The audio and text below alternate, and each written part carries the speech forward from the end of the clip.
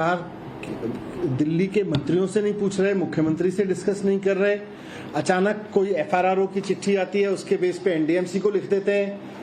फिर एक केंद्र के मंत्री जी कहते हैं, आवास मंत्री हैं जो कि हाँ बहुत बढ़िया है, फ्लैट दिए, आवास दिए जा रहे हैं, हम अपने तारीफ करते हैं सरकार की।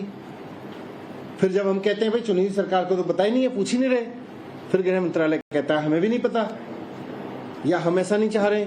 तो फिर ये साजिश क्या हुई है, किसने की है और किसके कहने पे की है? कौन लोग ये डिसीजन ले रहे थे और क्यों ले रहे थे?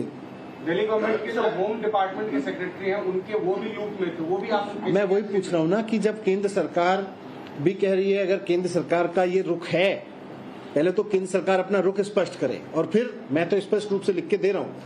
सर, आप ये जो फ्लैट वाली योजना है इसके विरोध में हैं या फिर ये रोहिंग्याई दिल्ली में नहीं होने चाहिए, आप इसके विरोध में हैं? नीति और विचारधारा क्या है? नीति और विचारधारा इस रूप में स्पष्ट है कि रोहिंग्याओं को किसी भी तरह के स्थायी निवास के लिए, क्योंकि अगर कोई भी इलीगल माइग्रेंट है या इलीगल ऑक्यूपेंट है और वो देश की नीतियों के खिलाफ देश में रह रहा है, तो उसके खिलाफ तो केंद्र सरकार को एक्शन लेना चाहिए।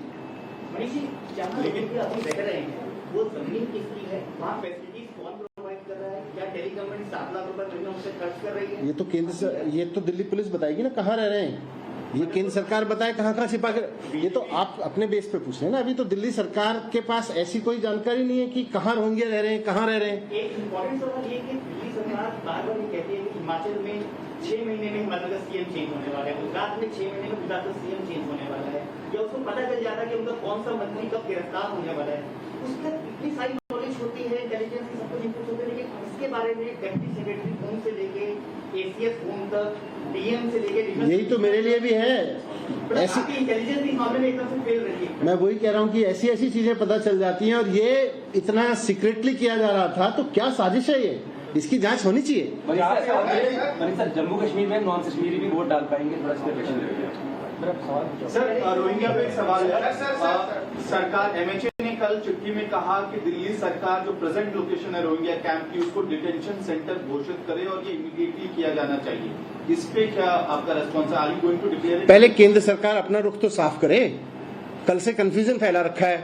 एक मंत्री जी कह रहे हैं कुछ, एक मंत्री जी कह रहे हैं कुछ, नीचे अफसरों से कुछ करवा रहे हैं। पहले केंद्र सरकार इसकी पूरी जांच कराए, उसके बाद में ये कैंप, कौन सा कैंप चलेगा कौन सा नहीं चलेगा, ये तो सब पुलिस के निर्णय है।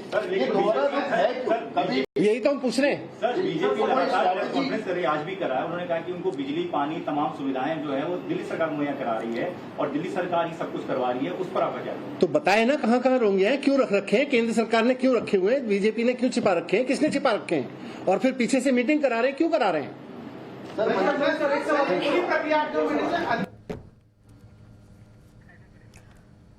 तो मनीष सिसोदिया दिल्ली के डिप्टी सीएम पूछ रहे हैं कि केंद्र सरकार को अपना रुख साफ करना चाहिए। कोई मंत्री कुछ कह रहे हैं, कोई कुछ कह रहा है, इससे साफ नहीं हो पा रहा है। ये साजिश किसने की, फैसले किसने लिए, ये जनता के सामने आना चाहिए। केंद्र अपना रुख साबित करे, जांच की जाए, क्यों रखे गए हैं रोहिंग्या, कहां छिपा कर रखे हैं, इन तमाम सवालों का जवाब केंद्र सरकार को देना चाहिए। तो रोहिंग्याओं पर दिल्ली वर्सेस केंद्र सरकार कल से ही चल रहा है, जिसके बाद रोहिंग्याओं की WS फ्लैट देने का जो पूरा मामला सामने आया, खबर सामने आई, जिसको डिनाई भी किया गया गृह मंत्रालय की तरफ से। उसके बाद अब दिल्ली सरकार ये सवाल पूछ रही है कि केंद्र सरकार इस पर अपना रुख साफ करे कि आखिर उन्होंने नहीं किया ये फैसला, तो ये फैसला किया किसने।